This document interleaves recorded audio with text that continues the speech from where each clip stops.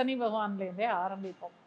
சனி பகவான் வந்து இவங்களுக்கு 6, 7 குடையவர். சிம்மத்துக்கு வந்து 6ஆம் அதிபதி, 7ஆம் அதிபதி. அவர் போய் 8ல உட்கார்ந்துருக்காரு. அப்போ 8 அப்படிங்கிறது நமக்கு எப்பவுமே ஒரு பயமுறுத்துற நம்பரா தானே இருக்கு.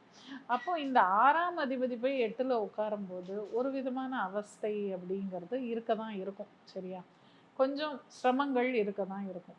அதே சமயம் 7ஆம் அதிபதியாகி அவர் போய் 8ல உட்காரும்போது, இங்க வந்து பார்த்தீங்கன்னா, கல்யாணத்துல வந்து சில பேருக்கு திருமணம் ஆனவர்களுக்கு சில சங்கடங்கள் இருக்க தான் இருக்கும். அதாவது மனைவியால கணவனுக்கோ, இல்ல கணவனால மனைவிக்கோ திருமண வாழ்க்கையிலயும் கொஞ்சம் சங்கடங்கள் இவங்களுக்கு இருக்கும். ஏன்னா, அந்த 8ஆம் பாவத்துக்கு உண்டான வேலைய அது காமிக்க தான் காமிக்கும்.